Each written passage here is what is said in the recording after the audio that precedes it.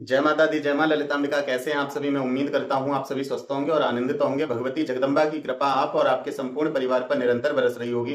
तो आज जो हम जानकारी लेके आए हैं वो इस विषय पर लेके आए हैं कि बहुत से लोगों का एक प्रश्न होता है कि भैया हम मंत्र जाप करते हैं, पूजा पाठ भी करते हैं, साधनाएं भी करते हैं, लेकिन हमें स्वप्न डरावने आते हैं।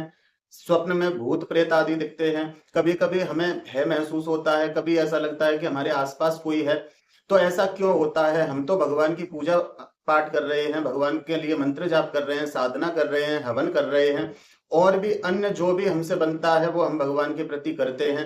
लेकिन फिर भी हमें इस भयावह दृश्यों से क्यों गुजरना पड़ता है? इन अनुभवों से हमें क्यों गुजरना पड़ता है? और रात के समय कभी कभी हमें ऐसा लगता है कि हमको किसी ने दबा लिया है, या हम किसी ऐसी जगह फंस गए हैं जहां से निकलना असंभव हो रहा है। हम बहुत सारे भगवानों का नाम ले रहे हैं, मंत्र पढ़ रहे हैं, लेकिन हम वहां से निकल नहीं पा रहे हैं।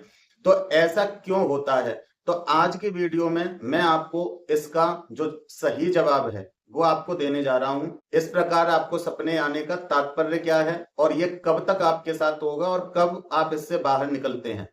तो आज की वीडियो में ये संपूर्ण जानकारी है। वीडियो को ध्यान से देखना और पूर्ण रूप से देखना। जानकारी पसंद आए तो वीडियो को शेयर भी कर देना, क्योंकि साधना पथ पे जितने भी लोग चलने वाले हैं सब आपके भाई बहन हैं, मेरे भाई बहन हैं। तो जिसकी जितनी मदद हो सके उतना मदद करने की कोशिश करें, क्योंकि उसका भी दशांश आपको प्राप्त होता है यदि आप किसी की मदद करते हो। तो इसलिए वीडियो को शेयर करना, लाइक और सब्सक्राइब आपकी इच्छा है। यदि आपको अच्छा लगे तो करें, नहीं तो कोई आवश्यकता नहीं। वीडियो को शेयर जरूर कर देना। तो आइए वीडियो को शुरू करते हैं। तो सबसे पहला जो कारण होता है इस प्रकार के भयावह दृश्य दिखना, सपने दिखना और अपने आसपास भय का आभास होना, इसके पीछे जो सबसे पहला कारण है वो है मन और चित्त की परतें। देखिए, मन के कई स्तर होते हैं। मुख्यतः 3 स्तर होते हैं: स्थूल, सूक्ष्म और कारण। जो हमारा स्थूल मन है वो जगत और विचारों से जुड़ा हुआ है। मतलब जो आप अपने व्यवहारिक जीवन में देखते हैं, समझते हैं, सुनते हैं, ये आपके स्थूल मन से जुड़ा हुआ है। किसी के साथ जो भी व्यवहार करते हैं वो आप अपने स्थूल मन से करते हैं। दूसरा स्तर होता है सूक्ष्म स्तर। इसमें व्यक्ति की इच्छाएं, भय और संस्कार दबे हुए होते हैं, क्योंकि स्थूल से हम वो प्रकट कर सकते हैं जो हम किसी से कुछ कहना चाहते हैं और हमने कह दिया, ये स्थूल मन से चलता है। लेकिन सूक्ष्म मन में वो बातें होती हैं जो हम व्यवस्था के कारण किसी से कह नहीं पाते, वो बातें मन में दब जाती हैं, या किसी चीज का डर मन में दब जाता है, या कोई संस्कार मन में दब जाता है, वो होता है सूक्ष्म मन का स्तर। कारण मन में पिछले जन्म के संग्रहित कर्म होते हैं, जिसके कारण हमें ऐसे लोगों का सामना करना पड़ता है जो हमारे कर्म अनुसार हमें प्राप्त हुए हैं। जब कोई साधक साधना प्रारंभ करता है, मंत्र जाप करता है या अत्यधिक पूजा पाठ करने लग जाता है, तो सबसे पहले सूक्ष्म मन और कारण मन जो है उसकी परतें खुलने लगती हैं। जो हमने किसी के सामने व्यक्त नहीं किया वो चीजें हमारे सामने आने लगती हैं। इन परतों में जो भी दबे हुए आपका पाप है, आपका भय है और जो संस्कार हैं वो बाहर आने लगते हैं, और यही प्रेत और डरावने सपनों के रूप में हमारे सामने आते हैं। दूसरा कारण क्या होता है? मंत्र जाप और उस मंत्र की ऊर्जा से उत्पन्न कंपन। हर मंत्र एक ध्वनि ऊर्जा है, और यही ऊर्जा व्यक्ति के शरीर और उसके आसपास के वातावरण पर असर डालती है। इसीलिए बहुत से लोग कहते हैं कि हमने साधना शुरू की, हमारे घर में लड़ाई झगड़े होने लग गए, या फिर हमारे मन में भय पैदा हो गया, हमें डर लगने लग गया। तो ये शरीर और वातावरण दोनों पे ही प्रभाव डालता है। और जब ये कंपन तीव्र हो जाता है, जैसे कोई व्यक्ति कंटिन्यूअस जाप करता है, वो जाप नहीं छोड़ता, या अपने किसी मंत्र को नहीं छोड़ता, या फिर अपनी किसी नियम को नहीं छोड़ता, या साधनाओं को नहीं छोड़ता। जैसे बहुत से लोग आज साधना पूर्ण हुई है, 2 दिन का गैप देंगे, फिर साधना प्रारंभ कर देंगे। तो इस प्रकार से जिनकी निरंतरता रहती है तो उनके मंत्र जाप साधना का कंपन बहुत तीव्र हो जाता है, और उसके कारण सूक्ष्म लोक की जो अनदेखी शक्तियां हैं वो इस ऊर्जा को महसूस करती हैं। जो ज्यादा मंत्र जापक होता है, जो साधना करने वाला होता है, उस व्यक्ति को देखकर ही नकारात्मक लोग दूर होते हैं, क्योंकि वो महसूस कर लेते हैं कि इसके साथ ऊर्जा है और इसकी ऊर्जा हमारा विनाश कर सकती है। तो ऊर्जा, जो अनदेखी शक्तियां हैं, वो उस जाप की ऊर्जा के कंपन को महसूस करती हैं। ये बिल्कुल ऐसा होता है जैसे रात के समय आप दीपक जला दो तो वो दीपक कीट पतंगों को अपनी ओर आकर्षित करता है। मक्खी मच्छर उसके पास आते हैं, या बरसात का मौसम है तो बरसात के कीड़े उस दीपक के पास आते हैं। तो कीट पतंगों को जैसे एक दीपक आकर्षित करता है, उसी प्रकार से जब एक साधक मंत्र जाप भजन साधना नियम से चलता है तो उसके अंदर भी वो दिव्य ज्योति प्रकाशित होती है, जिसके कारण नकारात्मक शक्तियां आकर्षित होती हैं, वो उसकी ऊर्जा को महसूस कर पाती हैं। और वो ये कभी नहीं चाहेंगे कि कोई भी उनके आसपास इस प्रकार का व्यक्ति हो जो उनका विनाश करने में सक्षम हो। इसलिए वो आपको रोकने के लिए आपके स्वप्नों या ध्यान में दिखाई देते हैं। बहुत से लोग कहते हैं हमें स्वप्न तो नहीं आते, लेकिन जब भी हम ध्यान करने बैठते हैं हमें भयानक भयानक दृश्य और चेहरे दिखाई देते हैं। तो वो यही कारण है। जो व्यक्ति स्वप्न नहीं देखता है या जो व्यक्ति स्वप्न देखता है लेकिन उन पर नियंत्रण कर लेता है, तो ऐसे व्यक्तियों को स्वप्न में ये चीजें दिखाई कम देती हैं, उसको ध्यान या जाप के समय भ्रमित करती हैं, क्योंकि स्वप्न में आपका नियंत्रण है लेकिन जाप और ध्यान में आप अपने शरीर को साध के बैठे हैं और आपका सूक्ष्म अलग कार्य कर रहा है, कारण अलग कार्य कर रहा है और स्थूल अलग कार्य कर रहा है। तो उस समय ये चीजें आपको भ्रमित करने की कोशिश करती हैं। देखिए, भूत प्रेत के जो दर्शन होते हैं, दर्शन ही कहा जाएगा क्योंकि व्यक्ति नहीं है, ऊर्जा है। और ऊर्जा चाहे भगवान की हो चाहे शैतान की हो, ऊर्जा ऊर्जा होती है, ऊर्जा कभी नष्ट नहीं होती है। तो जब एक प्रेत दर्शन देने लगता है, जब एक कोई भूत प्रेत आपको दिखाई देने लगते हैं, तो इसके पीछे आध्यात्मिक कारण क्या है? क्या ये आपको नुकसान पहुंचाने के लिए आए हैं? तो देखिए, ये नुकसान पहुंचा सकते हैं आपको यदि आपने गलती की, लेकिन यदि आप गलती नहीं करते हैं तो ये आपका कुछ नहीं बिगाड़ सकते, केवल आपको भ्रमित कर सकते हैं, आपको छू भी नहीं सकते यदि आप सही मंत्र जापक या नाम जापक या साधक हैं। देखिए, शास्त्रों के अनुसार आत्माएं 4 प्रकार की होती हैं। सबसे पहली आत्माएं होती हैं देवीय आत्माएं। ये वो आत्माएं होती हैं जो जिन्होंने अपने जीवन में इतना भगवान को याद और भजन किया है कि जिसके कारण उनके अंदर भी देवीय तत्व प्रकट हो गए हैं और वो इस धरा पे रहकर ही जन कल्याण करते हैं, व्यक्तियों के माध्यम से लोगों को ठीक करते हैं और अन्य लोगों को साधना क्षेत्र में अग्रसर करते हैं, भक्ति से जोड़ते हैं। ये होती हैं देवी आत्मा। ये आपका कभी अनित नहीं करते, बल्कि आपके साधना पथ में भक्ति मार्ग में जहां भी रुकावट आ रही है, ये उस रुकावट से अभी आपको पार निकालते हैं। दूसरे स्तर पे होती हैं पितृ आत्माएं।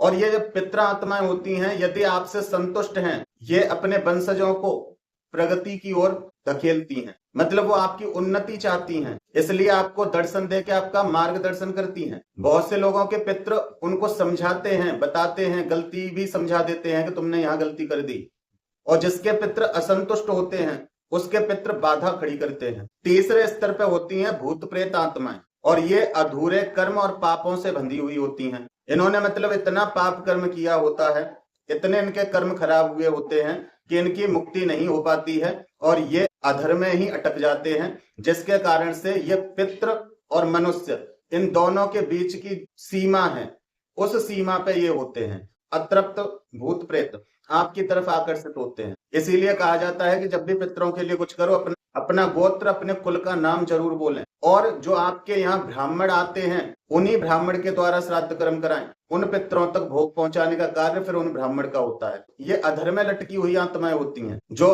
किसी की भक्ति की ऊर्जा को खींचने के लिए दौड़ती हैं, कभी किसी के पितरों के भोग को खाने के लिए जाती हैं। जहां आप नियम भंग करते हैं, ये फिर उन देवी देवताओं तक आपकी प्रार्थना पूजा भोग नहीं पहुंचते हैं, और बीच में ये जो अतृप्त आत्मा पाप कर्मों से बंधी हुई होती हैं, ये उसको फिर ग्रहण कर लेती हैं और ये आपसे पूजा लेने लगती हैं। आप सोचते हो कि हमारे पितृ हैं तो हमारे पितृ हमारे साथ ऐसा क्यों कर रहे हैं। देखिए, जिसके पितृ असंतुष्ट होंगे वो संकेत देते हैं। जैसे अभी 1-2 दिन में ही कमेंट आया था कि मैं स्वप्न में गंगा स्नान कर रहा हूं, तो इसका मतलब ये है कि पितरों को तर्पण दो, जल में गंगा जल मिला के वो आपसे जल मांग रहे हैं, वो शुद्धि मांग रहे हैं। तो इस प्रकार से जो पितृ संतुष्ट होते हैं वो आपको संकेत देते हैं, असंतुष्ट भी होते हैं वो भी आपको संकेत देते हैं। लेकिन जो पितृ ना कुछ बता रहा है और पूजा बराबर ले रहा है, फिर भी आपके जीवन में दुख है, तो वो पितृ नहीं होता, वो ये अधर में लटकी हुई आत्माएं होती हैं। चौथे स्तर पे होती हैं राक्षसी आत्माएं, और ये आत्माएं बहुत ही ज्यादा प्रभावशाली और बहुत ही विनाशकारी होती हैं। ये सबसे पहले आपके जीवन में भय उत्पन्न करती हैं और फिर धीरे धीरे आपके कुल का विनाश करती हैं। ये आसुरी शक्तियां होती हैं। इनके अंदर इतना क्रोध और विनाशकारी ऊर्जा होती है कि किसी किसी व्यक्ति के पूरे कुल का नाश कर देती हैं। ये भूत प्रेतों से अलग अलग है। भूत प्रेत तो वो ऊर्जाएं हैं जो कभी व्यक्ति के रूप में थी, लेकिन ये आसुरी शक्ति जो है, ये वो ऊर्जा है जो नकारात्मक विचारों और काली शक्तियों के माध्यम से प्रकट होती हैं, असुरों के द्वारा प्रकट होती हैं, उनकी भावना, उनके तामसिकपन के कारण ये प्रकट होती हैं और ये विध्वंसक और विनाशकारी ऊर्जाएं होती हैं। और जब साधक धीरे धीरे साधनाओं की तरफ बढ़ता है तो इन चारों स्तरों की आत्माओं को वो महसूस करता है। वो देवी आत्मा को भी महसूस करता है, वो पितृ आत्माओं को भी महसूस करता है, वो भूत प्रेत आदि आत्माओं को भी महसूस करता है और वो आसुरी शक्तियों को भी महसूस करता है। जो आसुरी आत्माएं हैं उनको भी वो महसूस करता है। इन चारों आत्माओं को उसको महसूस करना पड़ता है, क्योंकि कहीं ना कोई कर्म बंधन से जुड़ी है, या कोई हमारे संचित कर्मों से जुड़ी है, या फिर हमें हमारे जीवन में विघ्न डालने के लिए जुड़ती है। तो इन चारों आत्माओं की उपस्थिति आपको महसूस होती है। शुरुआत में व्यक्ति को भूत प्रेत या पितृ आत्मा ज्यादा दिखाई देती हैं, तीसरे स्तर पे राक्षसी आत्मा उसको परेशान करती हैं, और चौथे स्तर पे जाके देवीय शक्तियां उसके साथ होती हैं। और जब देवीय आत्मा उसके साथ होती हैं तो वो व्यक्ति फिर साधना पथ में आगे ही बढ़ता जाता है। फिर उसकी कोई ना परीक्षा होती है ना कुछ होता है, क्योंकि वो जो आत्माएं, दिव्य आत्माएं आपके साथ हैं, वो उन परीक्षाओं को पार करके निकली हैं और वो आपकी एक गुरु बन के आपका मार्गदर्शन करती हैं और आपको सही गुरु और आपके इष्ट तक पहुंचाती हैं। देखिए, चौथा कारण कुंडलिनी जागरण और भय का उदय ये भी होता है। देखिए, साधना का एक मुख्य जो चरण है वो है कुंडलिनी जागरण।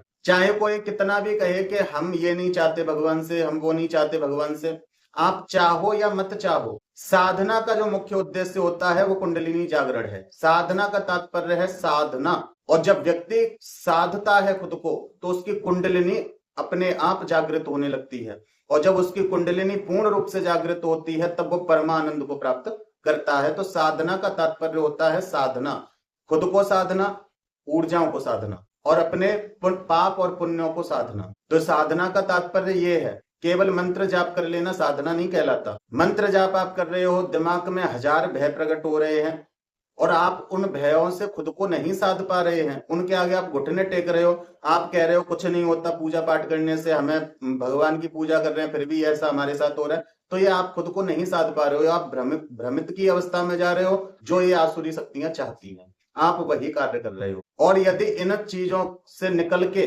खुद को जब साधते हो, आप ना आप भूत प्रेतों से डरते हो, ना आप पितृ आत्माओं से डरते हो, ना आप आसुरी शक्तियों से डरते हो, आप देवीय शक्तियों का सहारा लेके बढ़ते रहते हो, ये होता है खुद को साधना। केवल एक मंत्र जाप कर लेना, एक पुरुष चरण कर लेना, ये साधना नहीं कहलाता है।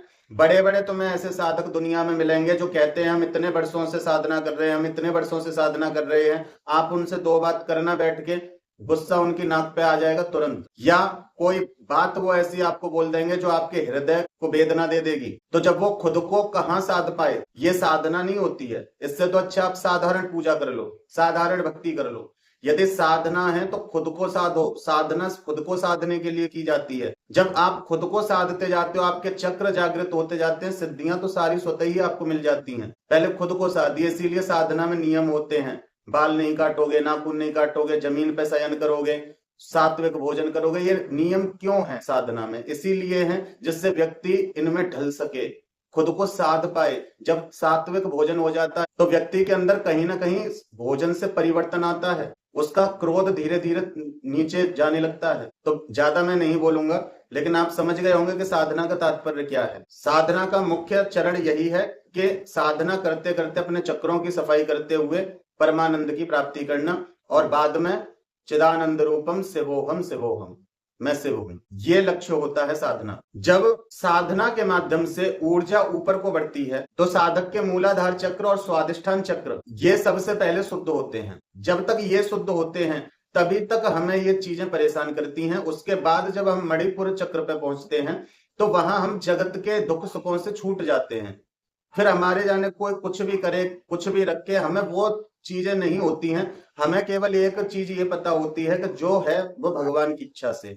लेकिन जब तक स्वादिष्ठान और मूलाधार अशुद्धि की अवस्था में होते हैं तब तक आप बीच में फंसे होते हो। या तो आप जगत की तरफ ही चले जाते हो कि भगवान की भक्ति में कुछ नहीं रखा, या फिर आप सबको छोड़ के भगवान की तरफ जाते हो और दोष लोगों को देते हो कि लोग हमारी भक्ति से चिढ़ते हैं, लोग हमें ऐसा बोलते हैं, लोग वैसा बोलते हैं। लेकिन जब मणिपुर चक्र पे आप पहुंचते हो तो आपको लोगों की चिंता नहीं होती, केवल आपको चिंता एक ही होती है कि मुझे सहस्त्रार्थ तक की यात्रा पूर्ण करनी है और आनंदमय शिव के साथ एकाकार होना है। देखिए, इन चक्रों की सफाई होना इतना आसान नहीं होता। कोई कहता है ना, एक साधना करके 10-11 दिन की साधना कर ली और फिर कहते हैं कि हमारी तो कुंडलिनी जागृत हो गई। इतना आसान नहीं है ये। इन चक्रों पे ना जाने आपके कब के संचित भय, वासनाएं और नकारात्मक भाव छिपे हुए होते हैं, ना जाने कितने कितने जन्मों के। और फिर व्यक्ति कहता है कि चलो ठीक है, अगर ऐसा है भी तो हम उस इंसान को जानते नहीं, वो क्यों दिखा हमें, हमने ऐसा कुछ किया नहीं, फिर हमारे साथ ऐसा क्यों हुआ। तो ना जाने कितने जन्मों के भय, चिंता, वासनाएं, नकारात्मक छवियां आपके चक्रों में फंसी हुई हैं, ये छिपे हुए होते हैं। तो ये जब आप मंत्र जाप साधना करते हैं तो ये बाहर आने लगते हैं, उन चक्रों की सफाई होती है और ये सारे विकार विचार बाहर आते हैं। कैसे? सपनों में भयावह दृश्य दिखना, शरीर में कंपन होना। बहुत से लोग कहते हैं कि हमारा शरीर कांपता रहता है, तो ये कंपन जो है इस बात का जागृत सबूत है कि आपकी कुंडलिनी के चक्रों की सफाई हो रही है, उनके अंदर हलचल हो रही है, इसलिए आपकी बॉडी वाइब्रेट हो रही है। कमरे में परछाइयों का दिखना, आवाजें आना, अनजानी सी उपस्थिति महसूस होना कि मेरे आसपास कोई है, कोई मुझे देख रहा है, कोई मेरी बातों को सुन रहा है, ये अनुभव होता है। इसीलिए बहुत से लोग कहते हैं कुंडलिनी जगाना खतरे का काम है, लेकिन यह कोई खतरे का काम नहीं है। जब तक आपके किए कर्म आपके सामने नहीं लाए जाएंगे तब तक आपकी शुद्धि कैसे होगी। तो इसलिए इनका सामना आपको करना पड़ता है। ये डरने की चीज नहीं है, ये तो ऑटोमेटिक आपकी कुंडलिनी जागृत होगी। जब आप मंत्र जाप साधना प्रारंभ कर देते हैं तो आप अपनी तरफ से एक कदम बढ़ा रहे हैं अपनी मुक्ति के लिए। तो जो भी आपके रास्ते में बाधक होगा वो तो आपके सामने आएगा और उन सभी बाधाओं से निकल के आपको मोक्ष प्राप्त होता है। जब आपका कोई कर्म ही शेष नहीं बचेगा तो फिर आपका जन्म ही क्यों होगा, तो आप मुक्त हो जाओगे। ये वास्तव में अंदर के जो छिपे हुए अंधकार हैं उनका बाहर आना है, ये डरने की चीज नहीं है। इनका सामना करो। जब सामना आप करना सीख जाओगे तो आपकी कुंडलिनी बड़ी तेजी से उठेगी और आपके चक्रों की बड़ी तीव्रता से सफाई होगी। पांचवा कारण होता है माया का भ्रम। देखिए, माया साधना मार्ग की सबसे बड़ी परीक्षा है और इसी माया में फंसकर ना जाने कितने बड़े बड़े साधक, कितने बड़े बड़े साधु, कितने बड़े बड़े संत इस माया में फंस के पद भ्रष्ट हो जाते हैं। क्योंकि ये माया बड़ी विचित्र है और जब ये माया अपना खेल खेलती है बड़े बड़े ज्ञानी भी अज्ञानी हो जाते हैं। कोई कितना भी बड़ा ज्ञानी हो, आज मैं एक चीज स्पष्ट बताता हूं, चाहे मैं ही क्यों ना हूं या कोई और ही क्यों ना हो, चाहे वो दूसरों को कितना भी मार्गदर्शन दे दे, लेकिन जब उसके साथ परिस्थिति बिगड़ती है तो उसका भी ज्ञान रखा रह जाता है। क्योंकि ये माया का खेल है और इससे वही निकल सकता है जिसकी निष्ठा, श्रद्धा और प्रेम पूर्ण होगा। और जो स्वार्थ के लिए साधना करने बैठेगा वो तो भ्रमित ही रहेगा। लेकिन जो साधना केवल इसलिए कर रहा है कि मुझे जीवन मरण के बंधन से मुक्त करो, मुझे बार बार नहीं मरना, बार बार नहीं पैदा होना, बार बार नहीं दुखों और सुखों का सामना करना, मुझे मुक्त करो, चाहे परिस्थिति कोई भी हो, मैं अपने सभी कर्मों का प्रायश्चित करूंगा। जब किसी भी चीज में आसक्ति ना लेके भगवान की शरण पकड़ ली जाती है तब माया पीछा छोड़ती है। लेकिन अगर मन में थोड़ा सा भी संशय है तो आप माया के ही साथ खेल रहे हो। और संसार में जितने भी व्यक्ति हैं, चाहे वो कितने भी ऊंचे पद पे बैठे हों, सब माया में फंसे हैं। मैं अपनी बात करूं, मैं भी फंसा हुआ हूं, सब फंसे हुए हैं। इससे बाहर व्यक्ति तब निकलता है जब भगवान की शरण पकड़ता है। लेकिन समय वो है कि व्यक्ति भगवान के सामने बैठ के भी माया से ग्रसित है। भगवान के सामने बैठा है लेकिन मन उसका किसी और चीज में, तो ये माया से ही ग्रसित है सब कुछ। और यही हमारे जीवन की सबसे बड़ी परीक्षा है। जैसे जैसे कोई साधक आगे बढ़ता है तो माया उसके सामने बड़े बड़े अजीब और डरावने रूप धारण करती है। यदि कोई व्यक्ति पैसे की कमी नहीं है, वो भगवान के लिए सारी व्यवस्था कर सकता है, तो उसके परिवार के सदस्य बाधक बन जाएंगे। परिवार के सदस्य माया से मोहित होकर उसको पूजा करने से रोक देंगे। यदि परिवार के लोग सही हैं तो उसके पास पूजा करने के लिए सामग्री नहीं होगी। अगर व्यक्ति भी ठीक है, धन भी है, तो उसका खुद का मन नहीं करेगा। तो माया बड़े बड़े विचित्र रूप धारण करती है और आपको पता भी नहीं चलेगा। आप बस यही कहोगे कि हम ऐसा नहीं करते तो ऐसा नहीं होता, लेकिन ये खेल माया का है। और बड़े ऐसे ऐसे भ्रम प्रकट करती है कि आप समझ नहीं पाओगे। समझ केवल वही सकता है जो सच्चा भक्त होगा, सच्चा साधक होगा, नहीं तो माया के खेल को समझ नहीं सकता कोई। आप किसी को समझाओगे भी तो वो भी इसी बात को कहेगा, वो समझेगा नहीं। वो इस बात को कहेगा कि जब दुनिया कर रही है तो हम भी कर रहे हैं, पर ये नहीं पता कि बोल कहां से रहे हो तुम, ये माया ही तो बुलवा रही है। नहीं तो तुम्हें किसी और से क्या मतलब, तुम जो कर रहे हो उस पर ध्यान दो। ये भ्रम वास्तविक भी हो सकता है और मानसिक भी हो सकता है। या तो वास्तविकता में आपको माया दिखाई देगी कि मुझे पत्नी रोक रही है पूजा से, मुझे माँ रोक रही है, मुझे बेटा रोक रहा है, या कोई सामान ला के नहीं दे रहा है, मैं पूजा करता हूं तभी मेरा दिमाग खराब करते हैं। इस प्रकार के वास्तविक अनुभव भी आपको हो सकते हैं, या फिर मानसिक हो सकते हैं कि सब कुछ ठीक है लेकिन आपके मन में चल रही हैं ये बातें, मन में संशय प्रकट हो रहे हैं। लेकिन चाहे वास्तविक अनुभव हो चाहे मानसिक अनुभव हो, दोनों का उद्देश्य केवल एक ही है। और उद्देश्य क्या है? ये देखना कि साधक अपने भय और डर से हारता है या फिर प्रकाश की ओर बढ़ेगा। ये देखा जाता है कि व्यक्ति इस माया के चक्र से छूट पाएगा या नहीं। अब कोई व्यक्ति यहाँ ये कहे कि तो फिर भगवान ही छुड़ा दें, तो फिर तुम क्या करोगे? ऐसे तो फिर सभी को भगवान छुड़ा देंगे, भगवान के लिए तो सब बराबर है। तो हर चीज को प्राप्त करने के लिए कर्म करना होता है, और कर्म आप क्या कर रहे हो? साधना, मंत्र जाप। इसके माध्यम से खुद को साधो, दुनिया को मत देखो, खुद को साधो, अपने विचारों को साधो, अपने मन को साधो, अपने शरीर को साधो, अपनी इंद्रियों को साधो, अपनी कामेंद्रियों को साधो। और जिस दिन आप खुद को साध लोगे, दुनिया अपने आप सध जाएगी। आपको अलग से कोई देवता साधने की जरूरत नहीं पड़ेगी। आप केवल खुद को साध लो और अपनी शक्तियों को समझ लो। और जिस दिन आप अपनी शक्तियों को समझ गए, फिर भगवान में और आप में कोई अंतर नहीं है, क्योंकि आप भी भगवान के ही अंश हो और पुत्र पिता का अंश होता है। छठवां कारण होता है कर्म और पितृ ऋण की प्रक्रिया।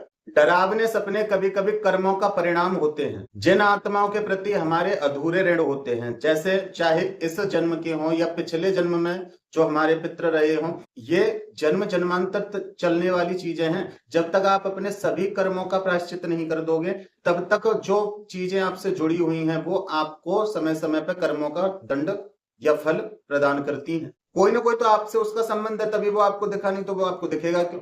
और ये चीज मैं पहले भी बता चुका हूं कि जब तक आपके कर्म में वो चीज नहीं है, आपके कर्म ठीक हैं, आपको कोई इतनी चींटी की बराबर कष्ट नहीं दे सकता। तो जिन आत्माओं के ऋण हमारे ऊपर हैं, वो स्वप्न के माध्यम से आके हमें संकेत देते हैं, हमें याद दिलाते हैं। लेकिन वो अन्य जन्मों के पितृ या व्यक्ति होते हैं, तो हम उनको जानते नहीं, समझते नहीं, और हम डर जाते हैं कि पता नहीं हमें कौन दिख रहा है। और यदि पितृ संतुष्ट ना हो तो वो भी कभी कभी कठोर रूप धारण कर लेते हैं। बहुत से लोगों के पितृ ही उनको प्रेत बन के डरा देते हैं। और असमंजस में व्यक्ति होता है कि वो था हमारा कोई पूर्वज, लेकिन जैसा वो था वैसा हमें दिखा नहीं, वो कुछ अलग ही था, लेकिन स्वप्न में वो हमारा पूर्वज था। तो इस प्रकार का असमंजस जब पैदा होता है तो ये पितरों की असंतुष्टि को दर्शाता है। और इनका उद्देश्य आपको डराना नहीं, आपके कर्तव्यों को याद दिलाना है। सातवां कारण क्या होता है? गुरु और कवच का महत्व। देखिए, बिना गुरु के साधना करना इस प्रकार है जैसे कोई व्यक्ति समुद्र को पार करने के लिए निकल गया घर से। कैसे? बिना नाव के। तो क्या होगा? डूबेगा। क्योंकि ना जाने कितने जन्मों के संचित कर्म, भय, और जो मैंने 4 स्तर की आत्माएं बताई हैं, वो आत्माएं और उसकी माया द्वारा परीक्षा, इन सब से गुरु निकालते हैं। उसके संशय और भयों का नाश करते हुए उसको उन चीजों के बारे में समझा के उसको बाहर निकालते हैं।